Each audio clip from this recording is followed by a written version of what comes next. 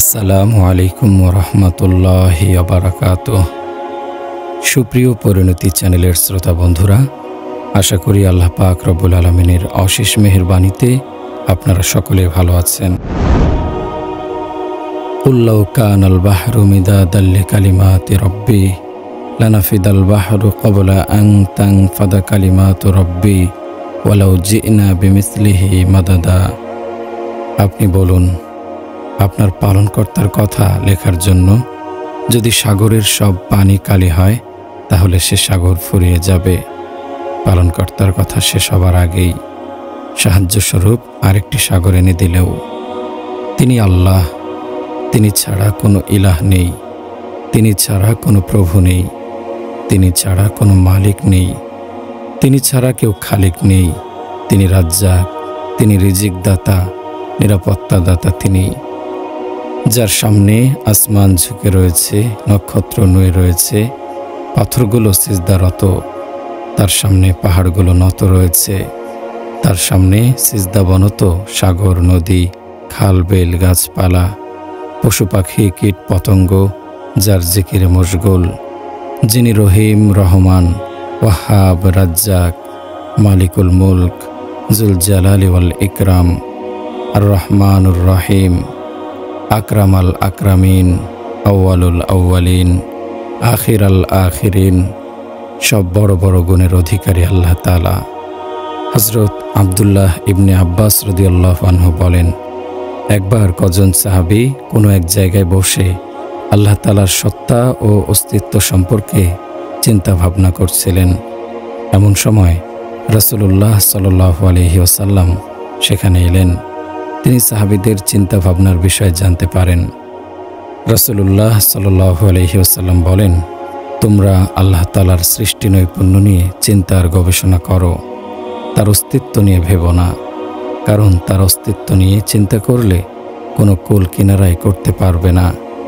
এ ক্ষমতা কোনো মানুষের নেই, তার মর্যাদা তোমরা উপলব্ধি করতে পারবে না। তিনি আল্লাহ, যা ইচ্ছা তাই করেন।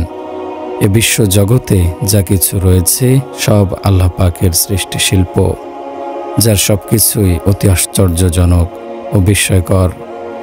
আমরা যদি মহান রব্বুল আলামিনের বিস্ময়কর সৃষ্টি নৈপুণ্য নিয়ে ভাবি, তাহলে আমরা তার বড়ত্ব, মহত্ব ও শ্রেষ্ঠত্ব উপলব্ধি করতে পারব। বুজুর্গ হযরত দাউদ তাই রহমতুল্লাহি আলাইহি তাই একদিন রাতে নিজের ঘরের ছাদে উঠে আকাশের বিচিত্র কারুকাজ আর সৃষ্টি নৈপুণ্য নিয়ে ধ্যানমগ্ন হয়ে যান। এসব ভাবনায় তার হৃদয় জগতে আলোড়ন সৃষ্টি হলো। তিনি ব্যাকুল চিত্তে কাঁদতে লাগলেন। কাঁদতে কাঁদতে অজ্ঞান হয়ে ছাদ থেকে প্রতিবেশীর বাড়ির ছাদে পড়ে যান। ছাদে কিছু পতিত হওয়ার আওয়াজে প্রতিবেশীর ঘুম ভেঙে যায়। প্রতিবেশী চোর মনে করে তরবারি নিয়ে ছাদে এলেন। এসে দাউদ তাই রহমতুল্লাহি আলাইহিকে দেখে তিনি তো হতবাক। সসম্ভ্রমে জিজ্ঞেস করেন, হযরত, কি হয়েছিল, কিভাবে পড়ে গেলেন? দাউদ তাই উত্তর দেন, জানি না। আমরা এই জগতের দিকে যদি তাকাই, তাহলে দেখতে পাই সবকিছু কি অপার বিস্ময়ে ভরা, হতবাক করা সব সৃষ্টি। দুনিয়ার বিস্ময়কর জিনিস ও বিষয়গুলো এত অগণিত যে কেউ তা লিখে বলে শেষ করতে পারবে না। যদি সাগর, নদী ও জলাশয়ের সব পানি লেখার কালি হয়, জমিনের সব বৃক্ষ যদি কলম হয়, জগতের সব প্রাণীকুল যদি লেখক হয়, আর অনন্তকাল ধরে যদি মহান রব্বুল আলামিনের গুণ ও মহিমা লিখতে থাকে, কালি ফুরিয়ে যাবে, কলম ক্ষয় হয়ে যাবে, প্রাণীকুল লিখতে লিখতে শেষ হয়ে যাবে, তবুও মহান রবের প্রশংসা, মহিমা, বিচিত্র সব সৃষ্টি কৌশল ও বিস্ময়কর শিল্প নৈপুণ্যের অল্প কিছুই লিখতে সক্ষম হবে। আল্লাহ তাআলা জমিনকে করেছেন বিছানা, জমিনকে এত চওড়া করেছেন যে কেউ সারা জীবন চলতে থাকলেও তার শেষ সীমায় পৌঁছতে পারবে না। জমিনের উপর স্থানে স্থানে পাহাড় পর্বত দিয়ে পেরেকের মতো পুঁতে দিয়েছেন, যাতে তা নড়াচড়া না করে। আল্লাহ তাআলা কত সুন্দর করে জমিনকে পরিপাটি করে আমাদের জন্য সাজিয়েছেন। জমিন ফেটে যখন চৌচির হয়ে যায়, তখন তিনি আকাশ থেকে বৃষ্টি বর্ষণ করেন। বৃষ্টির পানিতে ভিজে শক্ত মাটি কেমন সজীব হয়ে যায়। ফেটে চৌচির হয়ে যাওয়া মরা জমিনে আবার জেগে ওঠে সবুজ ঘাস, তরুলতা, গাছপালা, ফসল আর ফুলে ফলে ভরে ওঠে চারদিক। নানা রঙের ফল ফুলের শোভায় ভূপৃষ্ঠ হাজার রঙে রঙিন হয়ে ওঠে। আল্লাহ তাআলা বলেছেন, ইন্না জাআলনা মা আলাল আরদি যিনাতাল লাহা, আমি জমিনের যাবতীয় জিনিস সৃষ্টি করেছি পৃথিবীর সৌন্দর্যের জন্য। এই জগতে হাজার হাজার ধরনের উদ্ভিদ রয়েছে, এর মধ্যে হাজার রকমের বৈচিত্র্য দিয়েছেন। এসব নিয়ে চিন্তা করলে আমরা এমন এক অসীম শক্তির সন্ধান পাব, যে শক্তির সীমা পরিসীমা করতে গিয়ে মানুষ দিশেহারা, আত্মহারা হয়ে যাবে।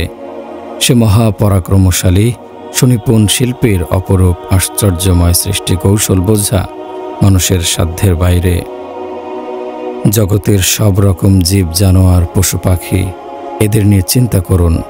এদের কিছু মাটির ওপর চলে, কিছু আবার ডানা মেলে উড়ে বেড়ায়, আবার কিছু দুপা চার পায়ে চলে, কিছু আবার বিশাল বড় বড়, আবার কিছু একেবারে ক্ষুদ্র, এমন ক্ষুদ্র যে চোখেই পড়ে না। যেমন পোকা, মাকড়, জমিনের নিচে থাকা বিভিন্ন ধরনের কীট পতঙ্গ। এদের আকার, আকৃতি, চরিত্র ও জীবন ধারণের নিয়ম আলাদা।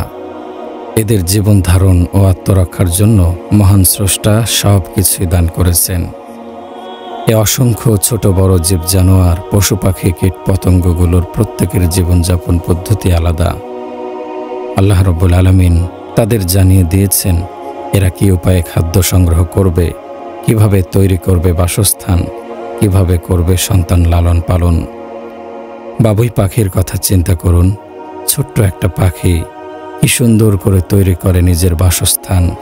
আশ্চর্য নিপুণতার সাথে শৈল্পিক সে বাসা আকাশ ছুঁই ছুঁই তালগাছের পাতায়।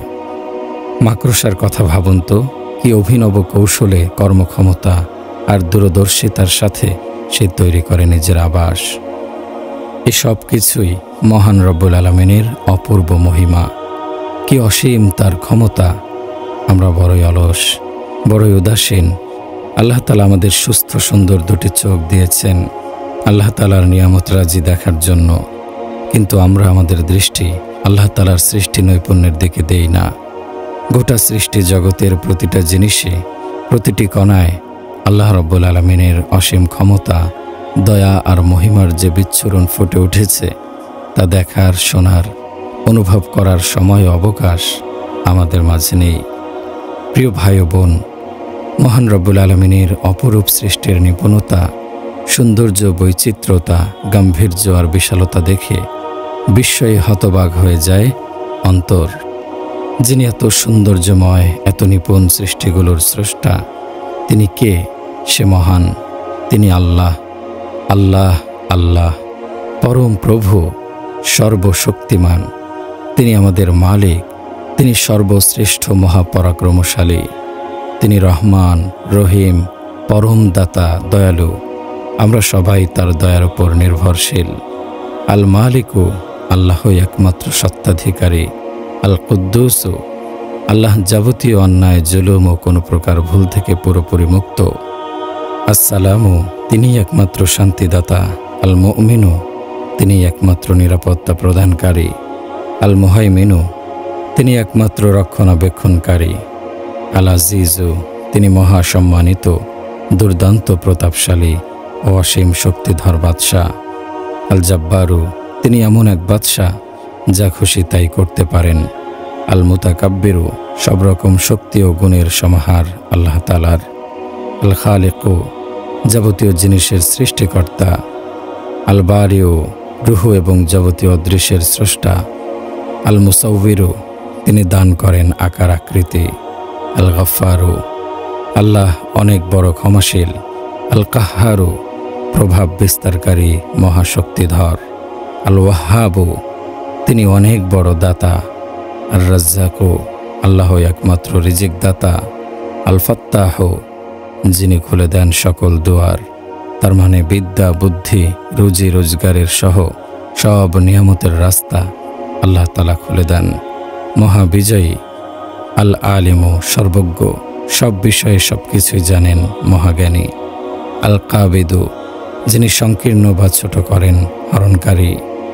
আল বাসিতু, যিনি প্রশস্ত বা বড় করেন, যে কোনো অবস্থাকে তিনি ক্ষুদ্র করেন, আবার তিনি বড় করেন। তাই আমাদেরকে তার উপরই নির্ভর ও তাকে ভয় করা উচিত। আল খাফিদু, তিনি অবস্থার অবনতি করেন। আর রাফিউ, তিনি উন্নতি দান করেন। আল্লাহ তাআলার কুদরতি হাতেই উন্নতি অবনতি। আল মুইয়িজু, তিনি ইজ্জত দানকারী। আল মুজিল্লু, তিনি ইজ্জত কেড়ে নেন, অপদস্থ তিনিই করেন। তাই আল্লাহ তাআলার কাছে সম্মান চাওয়া, অসম্মান থেকে আল্লাহ যেন বাঁচিয়ে রাখেন এ দোয়া করা। আস-সামিউ, যিনি সব কিছুই শোনেন। আল বাসিরু, সব কিছুই দেখেন। আল হাকামু, আল্লাহই একমাত্র আদেশ দানকারী, আইন প্রণেতা, মহাবিচারক। আল আদিলু, আল্লাহ ন্যায়পরায়ণ ও ন্যায় বিচারক। আল লাতিফু, আল্লাহ সূক্ষ্মদর্শী ও বিপদে মুক্তিদাতা। আল খাবিরু, যিনি গোপন খবর জানেন। আল হালিমু, তিনি অতিশয় ধৈর্যশীল। আল আজিমু, তিনি অতি মহান। আল গাফুরু, তিনি অতিশয় ক্ষমাশীল। আশ শাকুরু, তিনি সঠিক কর্ম সম্পাদনকারী, কৃতজ্ঞতা প্রিয়। আল আলিয়্যু, আল্লাহ বড় মহান, মহা উন্নত। আল কাবিরু, তিনি সবচেয়ে বড়। আল হাফিজু, তিনি সব কিছু সংরক্ষণ করেন। আল মুকিতু, মহাশক্তিদাতা। আল হাসিবু, তিনি সবার হিসাব গ্রহণকারী। আল জালিলু, তিনি অতি বড় মর্যাদাশীল। আল কারিমু, তিনি বড় দাতা, অনুগ্রহশীল। আর রাকিবু, তিনি গোপন ও প্রকাশ্য সব জানেন, মহাপর্যবেক্ষক। আল মুজিবু, প্রার্থনা শ্রবণকারী, কবুলকারী। আল উয়াইশু, তিনি বিশাল। আল হাকিমু, তিনি সর্বশ্রেষ্ঠ জ্ঞানী। আল ওয়াদুদু, তিনি প্রেমময়। আল মাজিদু, তিনি সবচেয়ে সম্মানিত। আল বাইসু, তিনি কিয়ামতের দিনে পুনরুত্থানকারী। আশ শাহিদু, প্রত্যক্ষদর্শী, সাক্ষীদাতা। আল হাক্কু, তিনি মহাসত্য। আল ওয়াকিলু, তিনি একমাত্র কার্যনির্বাহক। আল কাবিয়্যু, তিনি প্রবল পরাক্রমশালী। আল মাতিনু, দৃঢ় শক্তির অধিকারী। আল ওয়ালিয়্যু, তিনি একমাত্র বন্ধু। আল হামিদু, তিনি প্রশংসার যোগ্য। আল মুহিসু, তিনি হিসাব সংরক্ষণকারী। আল মুবদিউ, তিনি সৃষ্টির সূচনাকারী। আল মুঈদু, তিনি পুনরুত্থানকারী স্রষ্টা। আল মুহিয়্যু, তিনি জীবনদাতা। আল মুমিতু, তিনি মৃত্যুদাতা। আল হাইয়্যু, তিনি চিরঞ্জীব। আল কাইয়্যুম, তিনি চিরস্থায়ী। আল ওয়াজিদু, তিনি ইচ্ছামাত্র সম্পাদনকারী। আল মাজিদু, মহা গৌরবান্বিত। আল ওয়াহিদু, তিনি এক। আস সামাদু, তিনি কারো মুখাপেক্ষী নন। আল কাদিরু, তিনি শক্তিমান। আল মুক্তাদিরু, তিনি সর্বশক্তিমান। আল মুকাদ্দিসু, তিনি অগ্রগামী করেন। আল মুআখিরু, তিনি পেছনে ফেলে দেন। আল আউয়ালু, তিনি অনাদি। আল আখিরু, তিনি অনন্ত। আজ জাহিরু, তিনি প্রকাশ্য। আল বাতিনু, তিনি গোপন। আল ওয়ালি, তিনি প্রথম অধিকার বিস্তারকারী বাদশাহ। আল মুতাআলি, তিনি সর্বোচ্চ ক্ষমতাবান, চির উন্নত। আল বাররু, তিনি পরম বন্ধু। আত তাওয়াবু, তিনি তাওবা কবুলকারী। আল মুনতাকিমু, তিনি শাস্তিদাতা। আল আফুইয়্যু, তিনি ক্ষমাশীল। আর রাউফু, তিনি অতিশয় সদয়। মালিকুল মুলক, তিনি বিশ্বজাহানের মালিক। জুল জালালি ওয়াল ইকরাম, তিনি সব প্রভাব প্রতিপত্তির মালিক। আল মুকসিতু, তিনি ন্যায় বিচারক। আল জামিয়্যু, তিনি সমবেতকারী। আল গানিয়্যু, তিনি প্রকৃত ধনী। আল মুগনিয়্যু, তিনি ঐশ্বর্যদাতা। আল মানিয়্যু, তিনি প্রতিরোধকারী। আদ-দাররু, অনিষ্টের মালিক। আন নাফিউ, তিনি লাভদানকারী। আন নূরু, তিনি আলো। আল হাদিয়্যু, তিনি সৎপথ দেখান বা হিদায়াত দান করেন। আল বাদিয়্যু, তিনি প্রথম অস্তিত্ব দানকারী। আল বাকি, তিনি অবশিষ্ট থাকবেন। আল ওয়ারিসু, তিনি সকল কিছুর একমাত্র সত্ত্বাধিকারী। আর রাশেদু, তিনি সত্য পথে পরিচালনাকারী।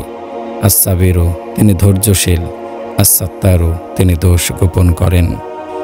মহান রব্বুল আলামিন যখন জমিন সৃষ্টি করেন তখন জমিন কাঁপছিল। তাকে স্থির করার জন্য আল্লাহ পাক পাহাড়কে পেরেকের মতো পুঁতে দেন। এ পাহাড় দেখে ফেরেশতাগণ বিস্ময়ে অভিভূত হয়ে গেল। তারা বলে, হে আল্লাহ, আপনি এর চেয়ে শক্তিশালী আর কিছু কি সৃষ্টি করেছেন? আল্লাহ পাক রব্বুল আলামিন উত্তর দেন, হ্যাঁ করেছি, সেটি হলো লোহা।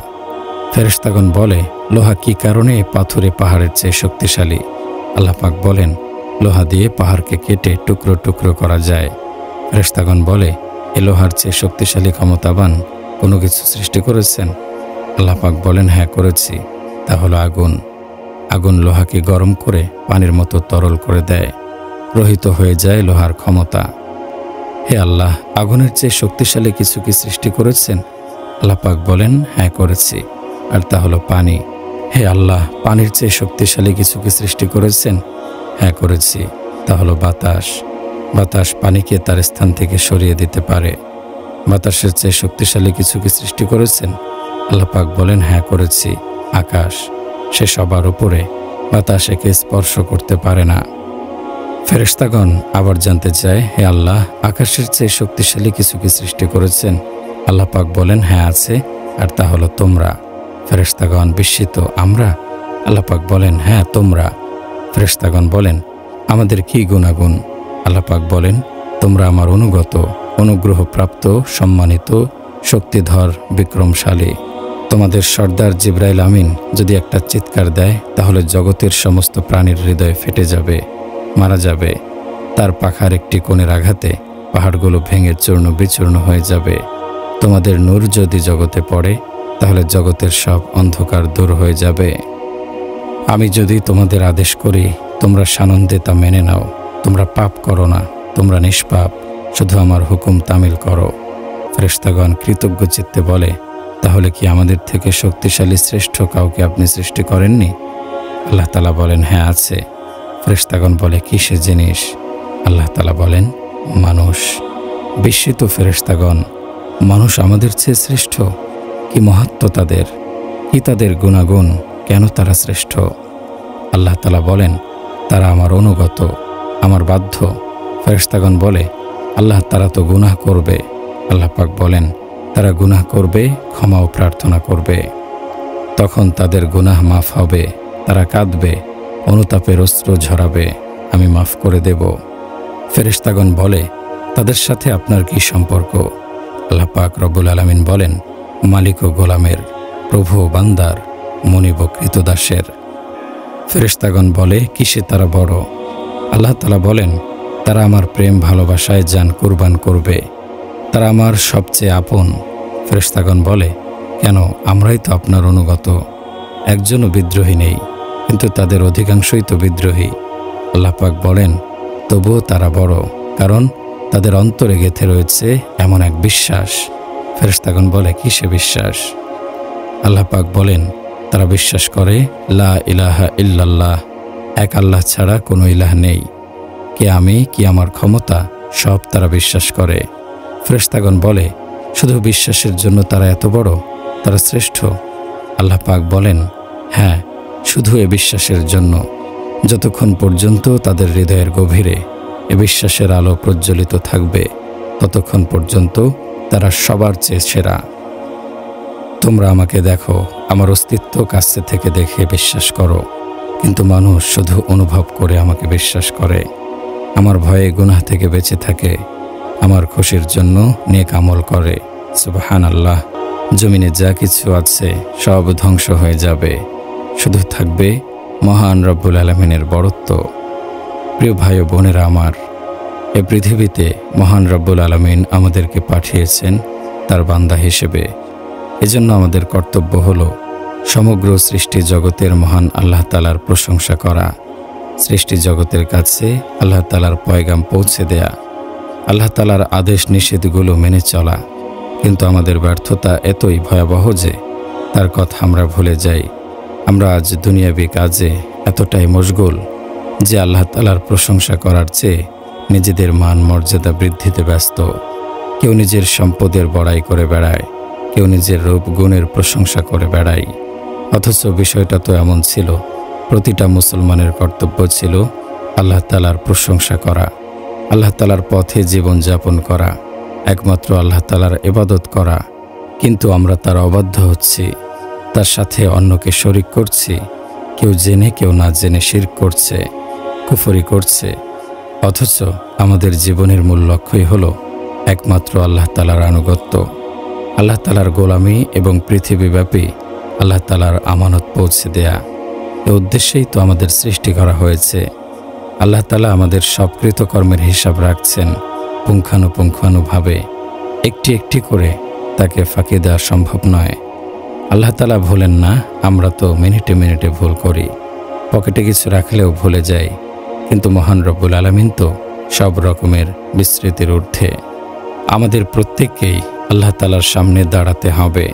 আমাদেরকে পৃথিবীর সমস্ত শৃঙ্খল ভেঙে দিয়ে সর্বশক্তিমান মহাপরাক্রমশালী আল্লাহ তাআলার সামনে দাঁড় করানো হবে।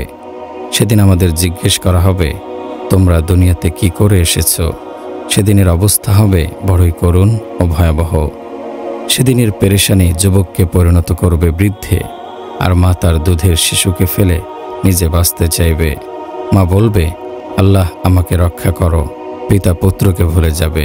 সেখানে সবাই একাকী থাকবে, অসহায় থাকবে। নিজের মুক্তির চিন্তায় এমন ব্যাকুল থাকবে যে মা তার সন্তানের কথা ভুলে যাবে। স্বামী স্ত্রীকে চিনবে না, স্ত্রী স্বামীকে চিনবে না, ভাই বোন আত্মীয় বন্ধু বান্ধব কেউ কারো কাজে আসবে না, একমাত্র নিজের আমল ছাড়া। কোরআনে পাকে আল্লাহ তাআলা বলেছেন, ইন্না ইয়াউমাল ফাসলি কানা মিকাতা, নিশ্চয় নির্ধারিত রয়েছে বিচার দিন। ইয়াকুলুল ইনসানু আইনাল মাফাররু কাল্লা লা ওয়াজার, ইয়াকুলুল ইনসানু ইয়াউমা ইযিন আইনাল মাফার কাল্লা লা ওয়াজার। সেদিন মানুষ বলবে, পালানোর জায়গা কোথায়? না কোথাও আশ্রয়স্থল নেই। ইয়াউমা ইযিন তু'রাদুনা লা তাখফা মিনকুম খাফিয়া, সেদিন তোমাদের এই অবস্থায় হাজির করা হবে, তোমাদের কিছুই আজ গোপন থাকবে না। প্রিয় ভাই ও বোন, মুসলমান হিসেবে আমাদের দায়িত্ব কর্তব্য কি আমরা পালন করছি? আল্লাহ ও তার রাসূল সাল্লাল্লাহু আলাইহি ওয়াসাল্লামের দেখানো পথে আমরা কতটুকু হাঁটছি? পথ তো একটি সিরাতে মুস্তাকিমের পথ, যে পথটি সোজা চলে গিয়েছে জান্নাতের দিকে। রাসূলুল্লাহ সাল্লাল্লাহু আলাইহি ওয়াসাল্লাম আমাদেরকে বারবার সতর্ক করে দিয়েছেন আমরা যেন আল্লাহ তাআলার অবাধ্য না হই, আল্লাহ তাআলার ক্রোধকে ভয় করি, সমস্ত পাপ কাজ থেকে নিজেকে বাঁচিয়ে জান্নাতের পথে চলি। কিন্তু আমরা এতটাই নির্বোধ যে আমরা বারবার প্রবল পরাক্রমশালী আল্লাহ তাআলার অবাধ্যতাকে গ্রহণ করছি। সদা ডুবে আছি মদ জুয়া আর অবিচারে, সুদ ঘুষের টাকায় গড়ছি সম্পদের পাহাড়, গান বাদ্যে মশগুল হয়ে পার করছি দিনের পর দিন। ভুলে যাই তার ক্রোধ, তার গজবের কথা, যা আমাদের পাপের কারণে আমাদের ওপর আছড়ে পড়তে পারে যে কোনো সময়। আবার বিপদে পড়লে আল্লাহ তাআলার কাছে আকুতি জানাই, আল্লাহ আমাকে রক্ষা করো। অথচ আল্লাহ তাআলা আমাদেরকে যেসব অন্যায় কাজ থেকে বিরত থাকতে বলেছেন, মুহূর্তের জন্য তা থেকে বিরত হই না। একবারও তো ভাবি না এ অবাধ্যতা, এ অন্যায় আমাদেরকে কোথায় নিয়ে যাচ্ছে।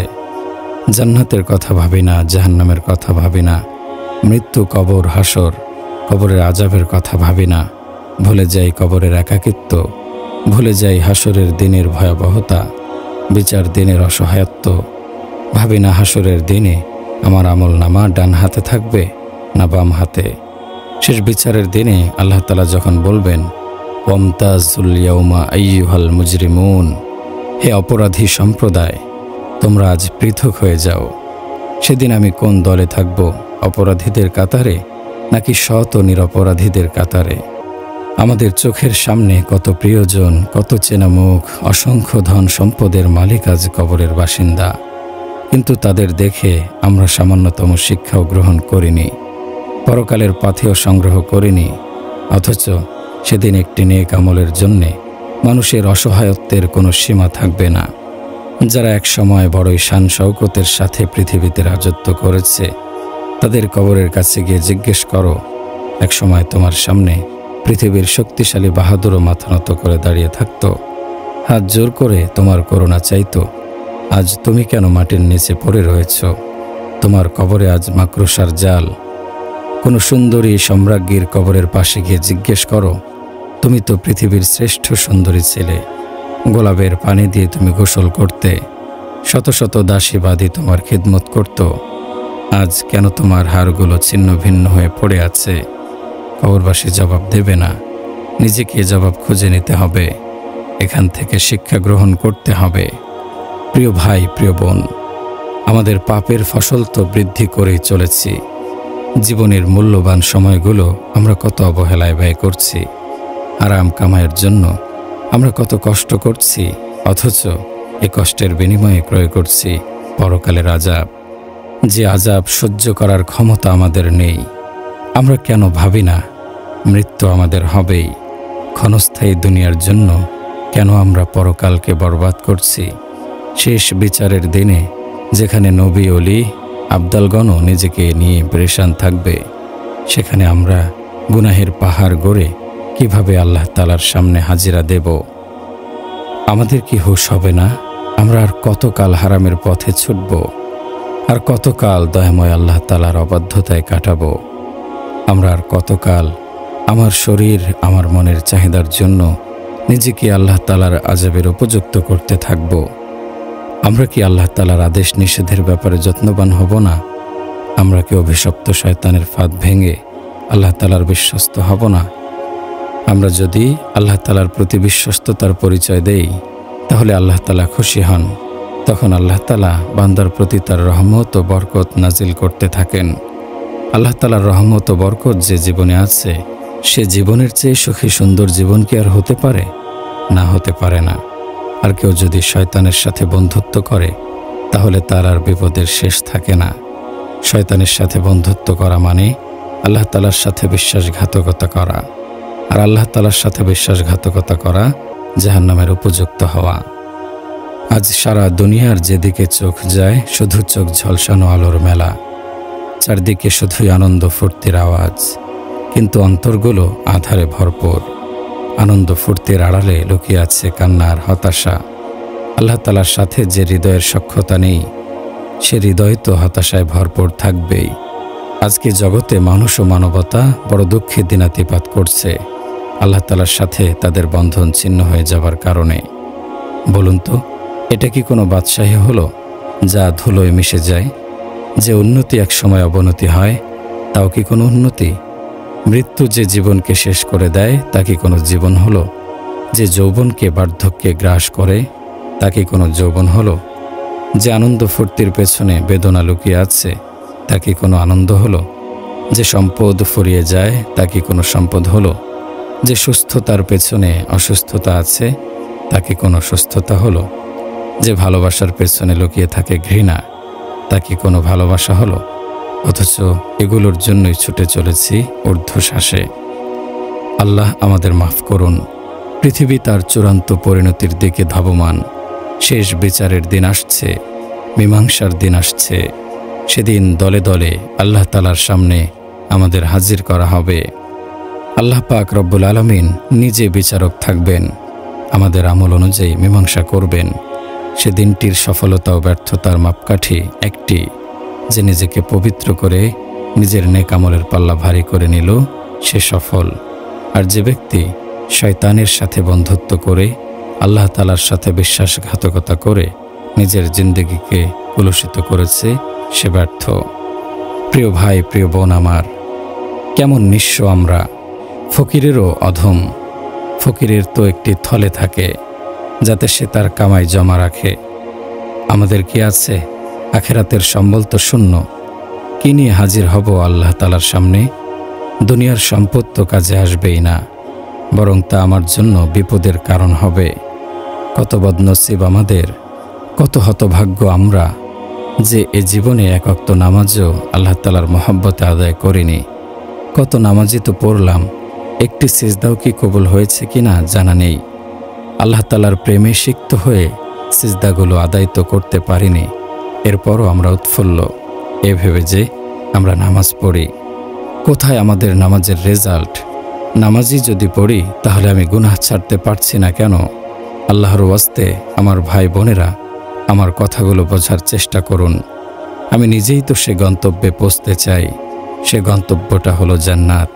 সে পর্যন্ত পৌঁছতে আমাদের লুট হয়ে যাওয়া ঈমানকে তাজা করতে হবে। যে জীবন আমরা অবলম্বন করছি, সে জীবন থেকে তওবা করতে হবে, ফিরে আসতে হবে সে পথ থেকে যে পথে আমরা হাঁটছি। প্রিয় ভাই, প্রিয় বোন, আমরা সর্বহারা পথিক, আমরা লুণ্ঠিত মুসাফির। আমরা আমাদের গন্তব্য হারিয়ে ফেলেছি। মন মগজ দুনিয়ার নেশায় আচ্ছন্ন। তাই তো কোরআন পড়েও তা আমাদের আত্মায় প্রবেশ করে না, কোরআন শুনেও আমাদের হৃদয়ে স্পন্দন জাগে না, নামাজে দাঁড়িয়ে অন্তরকে আল্লাহ তাআলার সাথে জুড়ে দেই না, সিজদায় পড়েও আল্লাহ তাআলার কথা স্মরণে আসে না। আমাদের চেয়ে লুণ্ঠিত মুসাফির আর কে আছে? আজ তাবলীগ জামাতের ভাইয়েরা নিঃস্বার্থভাবে পৃথিবীর পথে প্রান্তরে ঘুরে বেড়াচ্ছে। এ পথহারা লুণ্ঠিত মুসাফিরদের ফিরিয়ে আনার ক্ষমতা তো আল্লাহ তাআলার। আমরা তো ওসিলা মাত্র। আমরা যা হারিয়েছি এর সন্ধান করছি, জানি না কখন মৃত্যু এসে যায়। যদি এ নিঃস্ব অবস্থায় মৃত্যু এসে যায় তাহলে বড় বেশি ক্ষতি হয়ে যাবে। একদম খালি নিঃস্ব অবস্থায় আল্লাহ তাআলার সামনে কিভাবে দাঁড়াবো? একটি সিজদাও তো পুঁজি নেই যে আল্লাহ তাআলার সামনে পেশ করব। আল্লাহ তাআলাকে দেখাতে পারবো যে আল্লাহ দেখো, এই একটি সিজদাই আমার সম্বল, যা আমি তোমার প্রেমে সিক্ত হয়ে করেছিলাম। সেদিন কত মানুষ কত নামাজ রোজা নিয়ে হাজির হবে, কত আমলের পাহাড় তাদের সাথে থাকবে, আর আমার থাকবে পাপের স্তূপ। আমার কি হবে সেদিন? মৃত্যু তো নেই যে মরে শেষ হয়ে যাব। লুকাবার এমন কোনো স্থান তো পাব না যে আড়াল হয়ে যাব। সেদিন চরম বিপদগ্রস্ত থাকব আমরা। হযরত আবু আলী দাক্কাহ রহমতুল্লাহি আলাইহি বলেন, আমাদের সময়ের একজন বুজুর্গের অসুস্থতার সংবাদ পেয়ে তাকে দেখার জন্য গেলাম। তখন তার খানকায় হাজার হাজার শিষ্য উপস্থিত ছিল। তিনি কাঁদছিলেন। আমি তাকে জিজ্ঞেস করলাম, হে প্রিয় শায়েখ, আপনি কাঁদছেন কেন? এই অন্তিম সময়ে দুনিয়ার মায়া মহব্বতে কি আপনি কাঁদছেন? শায়েখ উত্তর দেন, না, আমি দুনিয়ার মায়া মহব্বতে, দুনিয়ার বিচ্ছেদে কাঁদছি না, বরং আমি আমার নামাজের বিফলতায় কাঁদছি। আমার জীবনের সমস্ত নামাজ আমি নষ্ট করে ফেলেছি। শায়েখের কথা শুনে আমি বিস্মিত হয়ে যাই। বললাম, প্রিয় শায়েখ, এটা কিভাবে সম্ভব? আপনি তো সারা জীবন নামাজ আদায় করেছেন। শায়েখ বললেন, হ্যাঁ, আমি জীবনে যত নামাজই পড়েছি, সিজদা করেছি, সিজদা থেকে মাথা তুলেছি, সব সময় আমার অন্তরে গাফলতি অবহেলা ছিল। একাগ্রতার সাথে আমি রুকু সিজদা করতে পারিনি, আর আজকে আমার এই অবস্থায় মৃত্যু হচ্ছে। এতটুকু বলে তিনি লম্বা নিঃশ্বাস ফেলে কয়েকটি কবিতার লাইন আবৃত্তি করেন। সেগুলোর সারমর্ম হচ্ছে, হায়, হাসরের দিন আমার কি অবস্থা হবে, সে বিষয়ে ভেবে আমি উদ্বিগ্ন, হতাশ। দুনিয়ার ভোগ বিলাস, ইজ্জত সম্মানের জীবন আমার, একাকী কবরের কি অবস্থায় থাকবো অন্ধকারে। আমি অতি উত্তম রূপে ধ্যান করেছি, যখন আমলনামা আমার হাতে আসবে তখন না জানি আমার কি দুর্দশা হয়। আয় আল্লাহ, আয় পরওয়ারদিগার, একমাত্র আপনার উপরই আমার ভরসা, আমার আশা। আপনার দয়া ও রহমত ছাড়া আমার কোনোই গতি নেই। দয়া করে আমাকে আপনি মাফ করে দিন। দেখুন, একজন আল্লাহওয়ালার যদি ইবাদত নিয়ে এমন পেরেশানি থাকে, তাহলে সে তুলনায় আমরা কোথায় আছি? প্রিয় ভাই, প্রিয় বোন, আমরা আজ ঊর্ধ্বশ্বাসে জাহান্নামের দিকে ছুটছি। চিরস্থায়ী আবাস জান্নাতকে দূরে ঠেলে দিচ্ছি। পাপের বোঝা শুধু ভারী করছি। আজ আমাদের সামাজিক অবস্থা এমন পর্যায়ে উপনীত হয়েছে যে আল্লাহ তাআলা যে কোনো সময় আমাদের ধাক্কা দিতে পারেন, আযাব ও গজব দিয়ে আমাদের ধ্বংস করে দিতে পারেন। কারণ আমরা আমাদের জিন্দেগি পাপ পঙ্কিলতায় ভরে ফেলেছি। পাপ করতে করতে রাতে শুই, পাপের মাধ্যমে দিন শুরু করি, রাত দিন ডুবে থাকি পাপের মধ্যে। আযাবের ভয় অন্তরে আসে না, তাই তাওবার খেয়ালও হয় না। মহাপরাক্রমশালী আল্লাহ তাআলার গজবের ভয় যদি অন্তরে আসতো, তাহলে তাওবার সুযোগ হতো। হায়, আজ আমাদের পাপে ভরা জীবন নিয়ে কোনো ভয় নেই, আফসোস অনুশোচনা নেই, আনন্দ ফুর্তি করে দিন পার করছি। আল্লাহ তাআলা আমাদের এ নাফরমানি, তার নাশকরি কতদিন সহ্য করবেন? এ জমিনে আল্লাহ তাআলার নাফরমানি সহ্য করবেন না। আল্লাহ তাআলা পূর্ব যুগের যেসব অবাধ্য জাতিকে পাকড়াও করেছিলেন, তা তাদের অবাধ্যতার কারণে। আসুন ভাই, আল্লাহ তাআলার অবাধ্যতা পরিহার করি, আল্লাহ তাআলার আনুগত্য গোলাম হয়ে যাই। আমরা মহান রব্বুল আলামিনের শতভাগ মুখাপেক্ষী। জীবনের প্রতিটা মুহূর্তে আল্লাহ তাআলার দয়া ও অনুকম্পা আমাদের প্রয়োজন। আল্লাহ যদি তার ব্যবস্থাপনাকে সামান্যতম এদিক সেদিক করে দেন, তাহলে আমাদের বিপদের কোনো সীমা পরিসীমা থাকবে না। এ সুন্দর পৃথিবী একদিন ছাড়তে হবে। সবার জন্য একই নিয়ম। বাদশাহ, সম্রাট, সম্রাজ্ঞী, পাহলোয়ান, ধনী, গরিব, সুশ্রী কুশ্রী, এক কথায় সবাইকে এ জগতের সাথে সম্পর্ক ত্যাগ করতে হবে। কেউই থাকতে পারেনি। কবরস্থানে গিয়ে দেখুন প্রতিদিন কত মানুষের দুনিয়ার সফর শেষ হয়ে যাচ্ছে। হাজার হাজার কবরের দিকে তাকিয়ে নিজেকে জিজ্ঞেস করুন, এ আমি কি করছি? এ কবরে কত পরিচিত স্বজন শুয়ে আছে, আমার ঠিকানাও তো এটাই। হযরত ওমর রাদিয়াল্লাহু আনহু বলেছেন, মানুষের মৃত্যু থেকে শিক্ষা গ্রহণ করো। ভাই বোন, কখন যে কার ডাক এসে যায় জানা নেই। আল্লাহ না করুক গুনাহরত অবস্থায় যদি কেউ মৃত্যুর শিকার হয়, তাহলে উপায় কি হবে? প্রিয় ভাই বোন, দুনিয়ার সফর কয়দিনের? 10, 20, 30, 40, 50, 60 বা 100 বছরের? এরপর? জীবন তো চিরস্থায়ী নয়, ক্ষণস্থায়ী। 100 বছর কি কোনো সময় হলো? একটি বছর শেষ হলে আমার কবরের যাত্রা একটি বছর এগিয়ে এলো। তাহলে কিসের এত আশা ভরসা? কিসের এত চাহিদা? চাহিদা তো আমার শেষই হয় না। বাড়ি গাড়ি ইন্ডাস্ট্রির মালিক হয়েও আমার চাহিদা শেষ হয় না। বলুন তো, এ সম্পদ কি আমার সাথে কবরে যাবে? যাবে না। অথচ এর জন্য কত শ্রম, সাধনা, মিথ্যা, ধোঁকাবাজি, সুদ, ঘুষ সবই কবুল করতে হয়। আর এসব কারণে পরকালের পুঁজির কথা খেয়ালই থাকে না। পরকালের পুঁজি যে আমাকে নিয়ে যেতে হবে সে কথা ভুলে গেছি। সেদিন যখন আল্লাহ তাআলা জিজ্ঞেস করবেন, তোমাকে দুনিয়াতে পাঠিয়েছিলাম, তুমি কি করে এসেছো? কি জবাব দেব? আল্লাহ তাআলা জান্নাতীদের ডাক দেবেন, ইয়া আহলাল জান্নাহ, হে জান্নাতের অধিবাসীরা, কাম লাবিস্তুম ফিল আরদি আদাদা সিনিন, তোমরা পৃথিবীতে কতদিন অবস্থান করে এসেছো? তারা বলবে, লাবিসনা ইয়াওমান আও বা'দা ইয়াওম, আমরা একদিন অথবা দিনের কিছু অংশ অবস্থান করেছি। 60-70 বছর নয়, বলবে মাত্র একদিন বা এরও কম।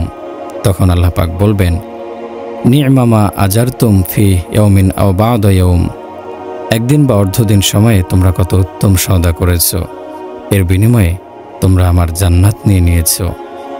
রহমাতি ও কারামাতি ও জান্নাতি, তোমরা অর্ধেক দিনের কষ্টের বিনিময়ে আমার জান্নাত অর্জন করেছো। আমার রহমতের ছায়ায় আশ্রয় পেয়েছো, আমার মেহমানদারি অর্জন করেছো। যাও মজা করো। তোমরা আর মৃত্যুবরণ করবে না, তোমরা বৃদ্ধ হবে না, কখনো পেরেশান হবে না, তোমরা পূর্ণাঙ্গ স্বাধীনতা পেয়েছো। এরপর আল্লাহ তাআলা জাহান্নামীদেরকে ডাক দেবেন, ইয়া আহলান নারি, হে জাহান্নামের অধিবাসীরা, কাম লাবিস্তুম ফিল আরদি আদাদা সিনিন, দুনিয়াতে তোমরা কতদিন অতিবাহিত করে এসেছো? ক্বালা লাবিস্তু ইয়াওমান আও বা'দা ইয়াওম, একদিন বা এর কিছু অংশ। আল্লাহ বলবেন, বি'সা মা আজারতুম ফি ইয়াওমি আও বা'দা ইয়াওম, একদিন বা অর্ধদিনে তোমরা কত মন্দ সওদা করেছো। হে জাহান্নামীরা, সামান্য সময়ে তোমরা কত নিকৃষ্ট সওদা করে আমার কাছে এসেছো। কি ভুলই না তোমরা করেছো। সামান্য সময়ে তোমরা আমার অবাধ্যতার কারণে আমার ক্রোধ আর জাহান্নামের আগুনকে ক্রয় করে এসেছো। যাও, চিরকাল সেখানে অবস্থান করতে থাকো, আনন্দ ভুলে যাও। প্রিয় ভাই ও প্রিয় বোন, ফিরে আসুন জান্নাতের পথে। এ পথে একবার হেঁটে দেখুন, ভুল পথে আর কত। দিনের পথে চলার স্বাদটা একবার চেখে দেখুন, দেখবেন এ পথে কত আনন্দ, কত প্রশান্তি। আল্লাহ আমাদের সবাইকে কবুল করুন, আমিন। প্রিয় ভাই ও প্রিয় বোন, এই দুনিয়ার বুকে কতদিনই বা বাঁচব? আমার হিসেবে 60, 70, 80 অথবা 100, তারও কিছু বেশি বছর। অথচ এ জীবন পরকালের জীবনের তুলনায় কিছুই না, একদিন বা তার চেয়েও কম। অথচ আমরা একটা দিনে আল্লাহ তাআলাকে ছেড়ে পড়ে আছি দুনিয়ার ধান্দায়, সময় পার করছি নারীর পেছনে, গাড়ি বাড়ি সম্পদের পেছনে। আরে আমরা তো দুনিয়া কামাই করছি না, করছি আল্লাহ তাআলার দেয়া জীবনের অপচয়। এ হাত, এ চোখ, কান, এ জবান, এ পা, অঙ্গ প্রত্যঙ্গ সব কিছুকে অপব্যবহার করছি আমরা। হয়তো প্রশ্ন আসতে পারে কিভাবে? তাহলে শুনুন, মুয়াজ্জিন যখন 5 ওয়াক্ত নামাজের জন্য আমাদের ডাকে, কতভাবে, কত সুন্দর আওয়াজে আমাদের আহ্বান করে, আল্লাহু আকবার, আল্লাহ সবচেয়ে বড়, তিনি মহান স্রষ্টা, তিনি সর্বশক্তিমান। মুয়াজ্জিন ডাকতে থাকে, আশহাদু আল্লা ইলাহা ইল্লাল্লাহ, আল্লাহ ছাড়া কোনো ইলাহ নেই। আমরা শুনি না, একদিনও না। যদি শুনতাম তাহলে মসজিদে যাই না কেন? কাবার দিকে মুখ ফিরাই না কেন? আফসোস। মুয়াজ্জিন বলতে থাকে, আশহাদু আন্না মুহাম্মাদার রাসূলুল্লাহ, আমি সাক্ষ্য দিচ্ছি মুহাম্মদ সাল্লাল্লাহু আলাইহি ওয়াসাল্লাম আল্লাহ তাআলার রাসূল। বলুন তো, তাহলে আমরা আজ তাকে দোজাহানের বাদশাহ, প্রিয় নবী, আল্লাহ তাআলার প্রিয় হাবিব, মানুষের সবচেয়ে বড় কল্যাণকামী মুহাম্মদ সাল্লাল্লাহু আলাইহি ওয়াসাল্লামের দেখানো পথ ছেড়ে কোথায় যাচ্ছি? আমরা কি কথা ভুলে গেছি যে প্রিয় নবী সাল্লাল্লাহু আলাইহি ওয়াসাল্লাম আমাদের জন্য, আমাদের মুক্তির জন্য কত কষ্ট করেছেন? আমাদের জন্য পৃথিবীর মাটিকে নিজের বুকের রক্তে লাল করেছেন। আমরা কি জানি না আমাদের মুক্তির জন্য পাথরের আঘাতে আঘাতে রক্তাক্ত হয়েছেন? আমরা কি করে এমন মঙ্গলাকাঙ্ক্ষীর কথা ভুলে যাব, যিনি আমাদের চিরস্থায়ী মঙ্গলের জন্য দিনের পর দিন অনাহারে ছিলেন, রাতের পর রাত কাটিয়েছেন নির্ঘুম, সিজদায় পড়ে সারা রাত কাঁদতেন আল্লাহর দরবারে। সে তো আমাদেরই জন্য। আমাদের কত দুর্ভাগ্য, আমরা আজ কল্যাণের পথ ছেড়ে ধ্বংসের পথে হাঁটছি। মুয়াজ্জিন ডাকছে, হাইয়া আলাস সালাহ, এসো নামাজে এসো, হাইয়া আলাল ফালাহ, এসো সফলতার দিকে এসো। আমরা শুনছি না, কেয়ার করছি না। আমাদের স্পর্ধায় আকাশের জমিনের সব ফেরেশতাগণ হতবাক। আমাদের অহংকার দেখে, আমাদের বেয়াদবি দেখে স্তব্ধ আকাশ, মাটি, পাহাড়, সাগর। আজ আমরা মসজিদ ছেড়ে কোথায় সফলতা খুঁজি? বাজারে, দোকানে, বিলাসবহুল বাংলোতে, সচিবালয়ে। কোথায় কোথায় সে সফলতা? দেশের প্রধানমন্ত্রী হলে কি আপনি পেয়ে গেলেন সফলতা?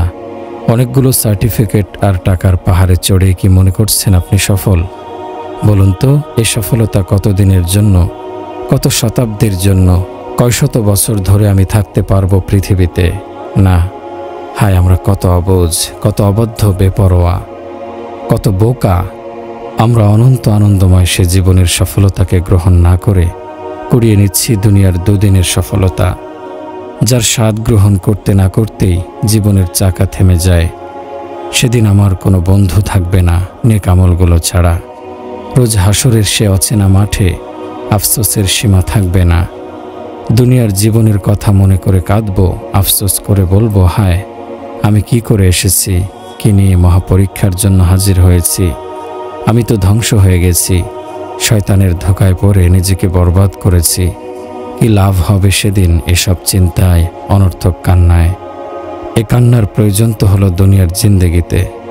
আল্লাহ পাক তো বলেছেন, আমার হুকুমের খাঁচায় নিজেকে বন্দি করো, আর আমার হাবিবের আদর্শে, তার তরিকায় সোনালি শিকলে নিজেকে বাঁধো। আজ আমরা নির্বোধের মতো কি করছি? শয়তানের ধোঁকায় পড়ে স্বাধীনতার স্বাদ নিতে গিয়ে সর্বনাশ করছি। আমরা আজ শয়তানের ধোঁকায় পড়ে আহত, রক্তাক্ত। স্বাধীনতার নামে শিরক করছি, জিনা করছি, চগলখুরি করছি, নামাজ রোজা ছেড়ে দিয়েছি। সম্পদ কমে যাবে এ ভয়ে জাকাতও দিচ্ছি না। আমরা গুনাহকে গুনাহ মনে করছি না, সুদ ঘুষকে হালাল করে নিয়েছি। চুরি, ডাকাতি, খুন, ধর্ষণ সবই তো আমাদের দ্বারা হচ্ছে। কোনো পাপই তো আমরা ছাড়ছি না। আমরা কিভাবে, কোন সাহসে আল্লাহ তাআলার আযাব গজব থেকে নির্ভয় হয়ে আছি? মনে রাখবেন, এই ধৃষ্টতার জবাব আমায় দিতে হবে। সেদিন দাঁড়াতে হবে আসামির কাঠগড়ায়। উত্তপ্ত সূর্যের নিচে এ পাপ আমাকে সেদিন নিক্ষেপ করবে ঘাম, পৌজ আর দূষিত রক্তের সমুদ্রে। সেদিন কাঁদবো, বাঁচাও বাঁচাও বলে চিৎকার করব, ক্ষমা চাইব আল্লাহ তাআলার কাছে। কি লাভ হবে? আমার কান্না বিফলে যাবে। হে ভাই ও বোন, আসুন পরকালে যেন কাঁদতে না হয় সে ব্যবস্থা করি। সময় থাকতে আল্লাহর পথে ফিরে আসি। প্রিয় ভাই, প্রিয় বোন, সেখানে হাসরের মাঠের অবস্থা বড়ই করুণ হবে। ভয়াবহ সে কষ্ট, ভয়, হতাশা, আতঙ্ক এমন পর্যায়ে পৌঁছাবে যে মানুষের ধৈর্যের সীমা ছাড়িয়ে যাবে। তখন পাপীরা সে কষ্ট থেকে বাঁচার জন্য বিভিন্ন রকমের উপায় খুঁজতে থাকবে। সে কষ্ট থেকে বাঁচার জন্য সব দিতে চাইবে, এমনকি সারা দুনিয়ার সব কিছু দিয়েও নিজেকে বাঁচাতে চাইবে। পবিত্র কোরআনে বলা হচ্ছে, ইয়াওয়াদ্দুল মুজরিমু লাউ ইয়াফতাদি মিন আযাবি ইয়াউমাইযিন বিবানিহি। অপরাধীরা সেদিন শাস্তির বদলে দিতে চাইবে তার সন্তান সন্ততিকে। ওয়া সাহিবাতিহি ওয়া আখিহি, স্ত্রী ও ভ্রাতাকে। ওয়া ফাসিলাতিহি আল্লাতী তুবি, আর জ্ঞাতি গোষ্ঠী যারা তাকে আশ্রয় দিত। তার সকল আপনজনকে বিসর্জন দিয়ে হলেও নিজেকে বাঁচাতে চেষ্টা করবে। এরপর বলবে, যদি এতেও না হয় তাহলে অমাং ফিল আরদি জামিয়া, বলবে পৃথিবীর সকলকে জাহান্নামে ফেলে হলেও আমাকে বাঁচাও আল্লাহ। কিন্তু আল্লাহ তাআলা সোজা জবাব, কাল্লা, না। এমন ভয়াবহ দিনের কথা তো আল্লাহ পাক রব্বুল আলামিন পবিত্র কোরআনুল কারীমের মাধ্যমে আমাদের জানিয়েছিলেন। আমরা তার গুরুত্ব দেইনি, গুরুত্ব দিলেও সে অনুযায়ী আমল করিনি, যার কারণে আমরা পরকালের মহাপরীক্ষায় উত্তীর্ণ হতে পারব কিনা জানি না।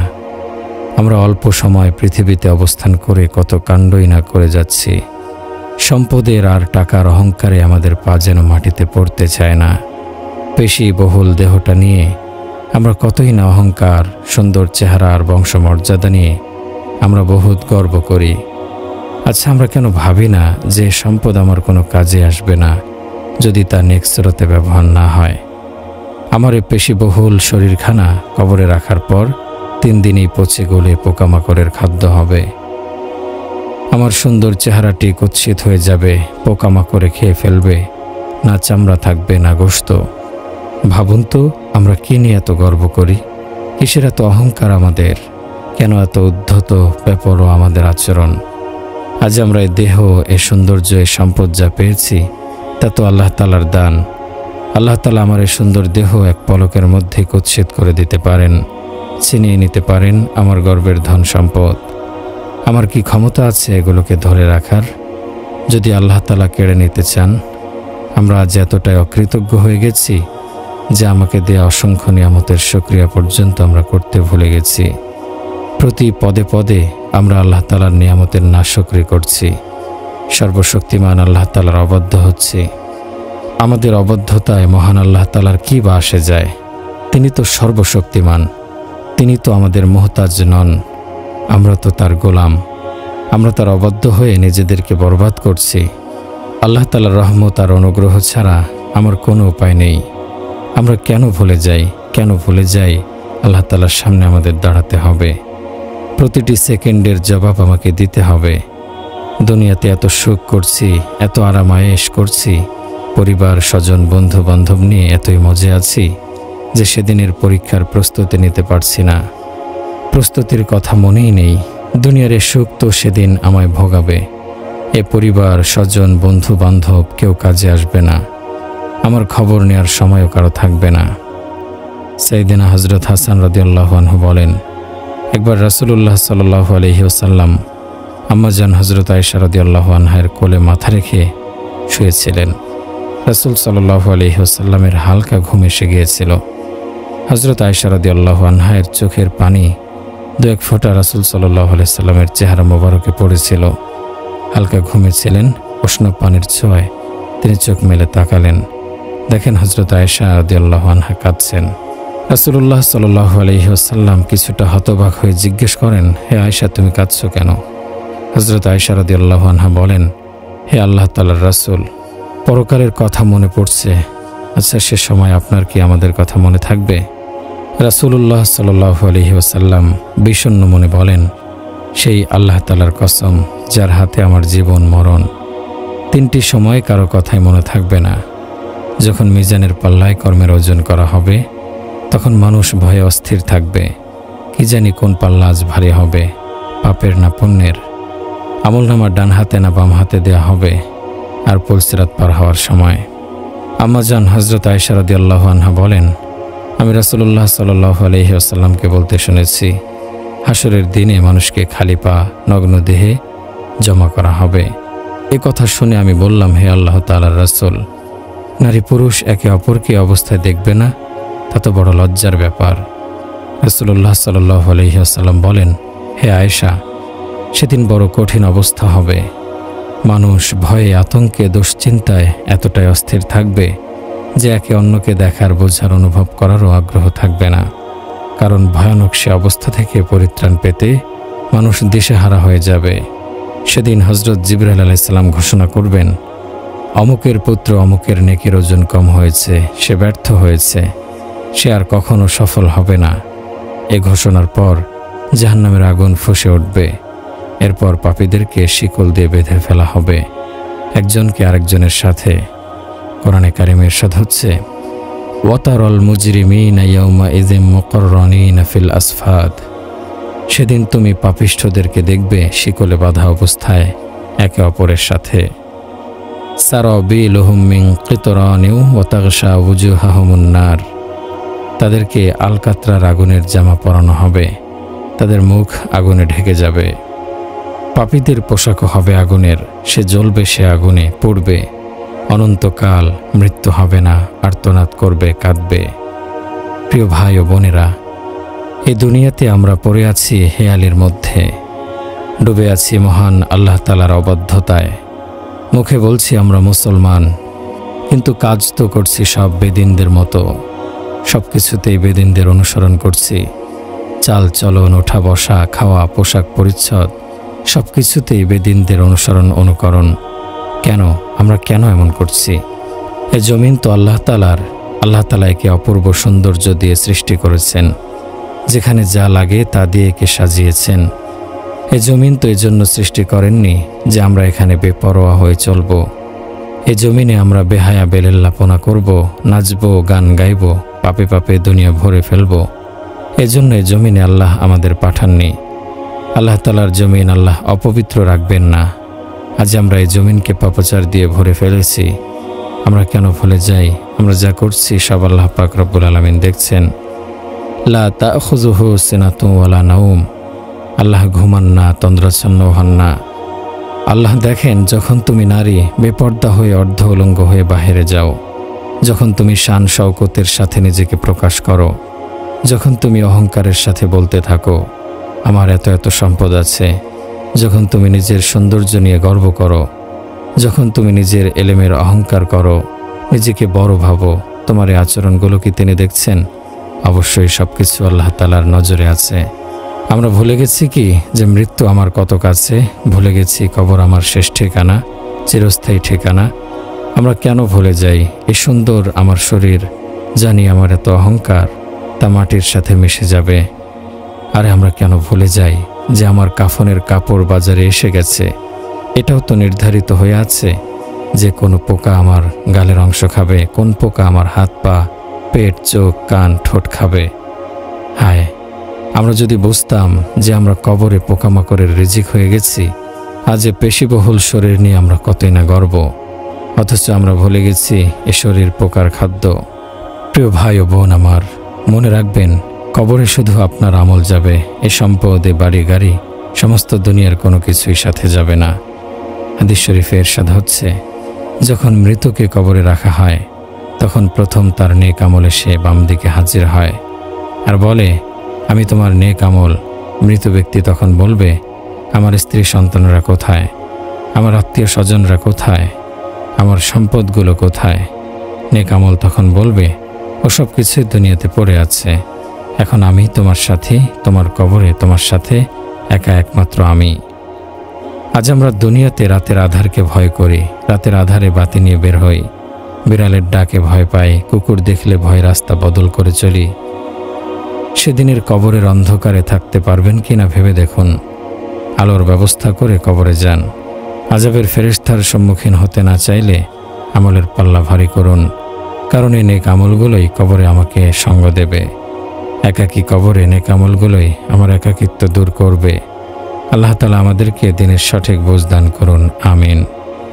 ইয়াউমা ইয়াখরুজুনা মিনাল আজদাসি সিরাআ। যেদিন তুমি কবর থেকে বেরিয়ে আসবে দ্রুত গতিতে। অনুফিখা ফিস-সূরি ফাইযা হুম মিনাল আজদাসি ইলা রাব্বিহিম ইয়ানসিলুন। পবিত্র কোরআনুল কারীমে ইরশাদ হচ্ছে, যখন সিংহায় ফুঁক দেয়া হবে আর দলে দলে মানুষ তার প্রভুর দিকে ফিরে আসবে। ক্বালু ইয়া ওয়াইলানা মান বা'সানা মিন মারকাদিনা হাযা মা ওয়া'দার রহমানু ওয়া সাদাকাল মুরসালুন। তারা বলবে, হায় কি বিপদ, আমাদেরকে ঘুম থেকে কে জাগালো? জবাব আসবে, দয়ালু আল্লাহ তো এরই ওয়াদা করেছিলেন আর সতর্ককারীগণ সাবধান করেছিলেন ঠিকই। প্রিয় ভাই ও বোনেরা, সেদিন মানুষ আল্লাহ তাআলার সামনে দাঁড়াবে, বিচার হবে, হয়তো মুক্তি পাবে, নয়তো হবে বন্দী। সেদিন হাজির করা হবে আমাদেরকে, তখন লুকানোর মতো কিছু আর থাকবে না। কারো আমলনামা ডান হাতে দেয়া হবে, ডান হাতে আমলনামা পেয়ে সৌভাগ্যবান ব্যক্তিটি আনন্দিত হবে। অন্যদেরকে বলবে, দেখো, তোমরাও এটা পড়ে দেখো, এটা আমার আমলনামা। আমি আগেই জানতাম হিসাব আমাকে দিতেই হবে। দুনিয়াতে থেকে আজকের দিনের প্রস্তুতিটা নিয়েছিলাম বলে রক্ষা। এরপর সে সৌভাগ্যবান ব্যক্তি জান্নাতে সুখে শান্তিতে জীবন যাপন করতে থাকবে। সে জান্নাত হবে খুব উঁচুতে, সেখানে সব রকমের ফল নিচের দিকে ঝুঁকে থাকবে। জান্নাতি যখন ইচ্ছা করবে তা খেতে পারবে। প্রতিটা জান্নাতি অসংখ্য অসংখ্য নিয়ামতের অধিকারী হবে। আর যার আমলনামা বাম হাতে আসবে সে হতভাগা বলতে থাকবে, হায়, আমার আমলনামা যদি না দেয়া হতো, আমি যদি আমার হিসাব না জানতাম, আফসোস আমার জন্য, মরণেই যদি সব শেষ হয়ে যেত, হায়, আমার ধন সম্পদ কোনো কাজে এলো না, সব বরবাদ হয়ে গেল। এরপর ফেরেশতাদেরকে বলা হবে, ধরো একে, এর গলায় বেড়ি পরিয়ে দাও, ফেলে দাও জাহান্নামে ধাক্কা দিয়ে। এদিন তো সেদিন মহাপরীক্ষার দিন, কৃতকর্মের ফলাফলের দিন, মহাশাস্তির দিন, যে দিনটি হবে 50,000 বছরের পরিমাণ। হযরত আবু সাঈদ খুদরি রাদিয়াল্লাহু আনহু বলেন, সাহাবায়ে কেরামগণ রাসূলুল্লাহ সাল্লাল্লাহু আলাইহি ওয়াসাল্লামকে প্রশ্ন করেন, হে আল্লাহ তাআলার রাসূল, সে দিনটি কত বড় হবে? প্রিয় রাসূল সাল্লাল্লাহু আলাইহি ওয়াসাল্লাম বলেন, যার হাতে আমার প্রাণ, সে আল্লাহ তাআলার কসম করে বলছি, সে দিনটি মুমিন বা বিশ্বাসী বান্দার জন্য একটা ফরজ নামাজ পড়ার সময়ের চেয়েও কম হবে। আর নাফরমানদের কাছে 50,000 বছরের মতো দীর্ঘ মনে হবে। কারণ এখান থেকেই তাদের অবাধ্যতার শাস্তি শুরু। তখন তারা টের পাবে তাদের অবাধ্যতা আর ধৃষ্টতা কত নিকৃষ্ট ছিল। 50,000 বছর ধরে দাঁড়িয়ে থাকতে হবে সূর্য তাপে। মাথার 1 বিঘত বা একটু বেশি দূরে নেমে আসবে সূর্য। তার আলো থাকবে না, শুধু তাপ থাকবে। অসহ্য যন্ত্রণাময় সে শাস্তি। একটু নড়াচড়ার ক্ষমতা থাকবে না, ঘেমে নিয়ে যাবে, চোখের পানি ঝরতে থাকবে, তাতে ডুবে যাবে টাকনু, এরপর কোমর, এরপর গলা, ঝরবে অনুতাপের অশ্রু। কিন্তু কি লাভ হবে? এ অনুতাপ যদি দুনিয়াতে করত, যদি সে অনুতাপের আর ভয়ের অশ্রু এক ফোঁটাও গড়িয়ে পড়ত তোমার চোখ থেকে, তাহলে সে পানিতে নেভে যেত জাহান্নামের আগুন। সেদিন অনুতাপ করতে করতে চোখের পানি শেষ হয়ে যাবে। এরপর চোখ দিয়ে ঝরবে রক্ত, রক্তের নদী বয়ে যাবে, সে রক্ত নদীতে সাঁতার কাটবে, ডুবে যাবে, আবার উঠবে, প্রচণ্ড গরম পানির নদীতে ফেলে দেয়া হবে, শরীর জ্বলে পুড়ে খসে পড়বে। অথচ এ শরীরের কত যত্ন করি আমরা, কত অমূল্য শরীর আমাদের। এ শরীরের জন্য হালাল হারাম বাজ বিচার করি না, চুরি করি, মিথ্যা বলি, সুদ ঘুষ বাদ দেই না এ শরীরের আরামের জন্য। নিজেকে বড় করার জন্য অন্যকে ছোট করি, গীবত করি। ঘুষের টাকায় আমাদের কত বিলাসিতা, ঘুষের কারি কারি টাকা কামাই করে আমাদের আজ কত অহংকার। আল্লাহ পাক সেই দিন যখন জিজ্ঞেস করবেন, হে বান্দা, আমার দেয়া নিয়ামত ভোগ করে আমার সাথে অন্যকে অংশীদার করতে। দুনিয়াতে তো তুমি বড় বড় সর্দার, মাতবর, উজির নাজির নিয়ে দম্ভ করে চলতে, যা ইচ্ছা তাই করতে। দুনিয়াতে কত দুঃসাহস দেখিয়েছ, আমার আদেশ নিষেধ অমান্য করেছ, আমাকে ছেড়ে আমার সৃষ্টির পূজা করতে, সিজদা করতে, মূর্তির কাছে চাইতে, অথচ তা তোমার নিজ হাতে বানানো ছিল। তোমরা অবিশ্বাসী, তোমরা আমাকে মানোনি। আর যারা ঈমান এনেছিল কিন্তু শিরক করত, তাদেরকে বলা হবে, হে আমার বান্দা, কি করলে তুমি দুনিয়ার মহামূল্যবান জীবনে? তোমার ঈমানদার হয়েও আমার অকৃতজ্ঞতা করেছ, আমাকে সিজদা না করে কবরে সিজদা করেছ, পীরকে সিজদা করেছ, মৃত ব্যক্তির কবরে গিয়ে ধন সম্পদ, সন্তান, সুখ শান্তি চেয়েছ, অথচ তার কোনো ক্ষমতা ছিল না। সে নিজেই ছিল অসহায়, আমার করুণা প্রার্থী। বান্দা, তুমি আমাকে ছেড়ে চলে গিয়েছিলে, আমাকে ডাকোনি, আমার সামনে মাথা নত করনি। তোমার জন্য আমি অপেক্ষায় থাকতাম। আমার বড় আকাঙ্ক্ষা ছিল তুমি আমার হবে, আমার কাছে মাথা নত করবে, আমার জিকির করবে, আমাকে শুধু ডাকবে সমস্ত বিপদ আপদে, সুখে দুঃখে, চাইবে আমার কাছে। আমি চেয়েছিলাম বান্দা তুমি আমার হবে, যদি তুমি আমার হতে আমিও তোমার হয়ে যেতাম। বান্দা, তুমি এ কি করলে? আমার সামনে আমার অবাধ্য হয়ে কেন এলে? কেন আমার অনুগত বান্দা হয়ে আমার কাছে এলে না? তোমাদের সংশোধনের জন্য যুগে যুগে কত নবী পাঠিয়েছি, কত রাসূল পাঠিয়েছি, কত দায়ী, মুবাল্লিগ, আলেম, মুহাদ্দিস, মুফাসসির, পীর বুজুর্গ ছিল। তারা তো তোমাদের কাছে আমার আদেশ নিষেধগুলো বলেছিল, আমার পথে ডেকেছিল তোমাদের, তোমরা এলে না, বুঝলে না, তাদের কথা শুনলে না। কারো কথা অবহেলা করলে, ঠাট্টা করলে, অস্বীকার করলে, অথচ তাদের কাছে ছিল প্রকাশ্য প্রমাণ, অকাট্য দলিল। সে পথ ছিল সাফল্যের, কল্যাণের। সেদিন কি জবাব দেব? আল্লাহ যখন জিজ্ঞেস করবেন, হে বান্দা, কি কারণে পিতামাতার সাথে খারাপ ব্যবহার করেছিলে? যে পিতা সারাদিন পরিশ্রম করে মাথার ঘাম পায়ে ফেলে তোমার খাবার জোগাড় করত, তোমার সুখ শান্তির জন্য সব আবদার পূরণ করত, আজ সে পিতার সাথে কি কারণে খারাপ ব্যবহার করলে, কিভাবে করলে? আর তোমার মায়ের কথা তুমি কি ভুলে গেছ? কেন? যে মা তোমাকে পেটে ধরেছে 10 মাস 10 দিন। কত কষ্টের পর সে দিনগুলো, রাতগুলো, প্রতিটা ঘন্টা মিনিট কাটত অসহ্য যন্ত্রণায়। তারপরও তোমার মার মনে সুখ ছিল, তোমার সুন্দর মুখখানা দেখার আশায় দিনগুলো পার করে তোমাকে জন্ম দিয়েছে। সে তুমি বড় হয়ে ভুলে গেলে মাকে, বৃদ্ধ বয়সে তাকে কত রকমে কষ্ট দিয়েছ। হে বান্দা, এত পাপ করে এসেছো, তাওবাও করনি। তওবা করলে আমি মাফ করে দিতাম। আমি অপেক্ষায় ছিলাম তোমার তাওবার। তুমি আমার কাছে ফিরে আসবে, তাওবা করবে। তুমি এমনই হতভাগা যে সে সুযোগটাও নিলে না। আজ তো সবই দেখতে পাচ্ছ, এ হাসরের মাঠে আজ ফয়সালা হবে। সব কর্মের হিসাব দিতে হবে পাই পাই। এখান থেকে পালাবার কোনো পথ নেই। সর্বত্র আমার রাজত্ব, আমার সীমানা, আমার নিয়ন্ত্রণে সবকিছু আমার দৃষ্টির মধ্যে। হযরত আবু মুসা আশআরী রাদিয়াল্লাহু আনহু থেকে বর্ণিত, রাসূল আকরাম সাল্লাল্লাহু আলাইহি ওয়াসাল্লাম ইরশাদ করেন, মান আহাব্বা দুনিয়াহু আদররা বিআখিরাতিহি ওয়া মান আহাব্বা আখিরাতাহু আদররা বিদুনিয়াহু ফাআসিরুহু মা ইয়াবকা আলা মা ইয়াফনা। যে দুনিয়াকে ভালোবাসে সে আখিরাতে ক্ষতিগ্রস্ত হবে, আর যে আখিরাতকে ভালোবাসে সে দুনিয়াতে ক্ষতিগ্রস্ত হবে। তাই তোমরা চিরস্থায়ীকে ক্ষয়িষ্ণু ও ধ্বংসশীলের উপর প্রাধান্য দাও। হযরত যায়েদ বিন আরকাম রাদিয়াল্লাহু আনহু বলেন, আমরা হযরত আবু বকর সিদ্দিক রাদিয়াল্লাহু আনহু এর সাথে ছিলাম। তিনি পানি চাইলেন, তার সামনে মধু ও পানি পেশ করা হলো। পান করার জন্য তা হাতে নিয়েই তিনি কাঁদতে আরম্ভ করেন। তার কান্না দেখে সঙ্গীরাও কাঁদতে লাগলেন। কিছুক্ষণ কাঁদার পর তার সঙ্গীরা কান্না বন্ধ করেন, কিন্তু হযরত আবু বকর রাদিয়াল্লাহু আনহু তখনও কাঁদতেছিলেন। তার কান্নায় চোখের পানিতে তার দাড়ি ভেজে গেল। একসময় হযরত আবু বকর রাদিয়াল্লাহু আনহু কান্না থামিয়ে চোখের পানি মুছলেন। লোকেরা জিজ্ঞেস করেন, হে আমিরুল মুমিনিন, আপনি কেঁদেছেন কেন? হযরত আবু বকর রাদিয়াল্লাহু আনহু বলেন, আমি রাসূলুল্লাহ সাল্লাল্লাহু আলাইহি ওয়াসাল্লামের সঙ্গে ছিলাম। দেখলাম রাসূলুল্লাহ সাল্লাল্লাহু আলাইহি ওয়াসাল্লাম কি যেন অপসারণ করছেন, অথচ আমি কিছুই দেখতে পেলাম না। জিজ্ঞেস করলাম, ইয়া রাসূলুল্লাহ সাল্লাল্লাহু আলাইহি ওয়াসাল্লাম, আপনি কি সরাচ্ছেন? রাসূলুল্লাহ সাল্লাল্লাহু আলাইহি ওয়াসাল্লাম বলেন, তা ছিল দুনিয়া। আমার সামনে হাজির হয়েছিল। আমি তাকে বললাম, আমার সামনে থেকে সরে যাও।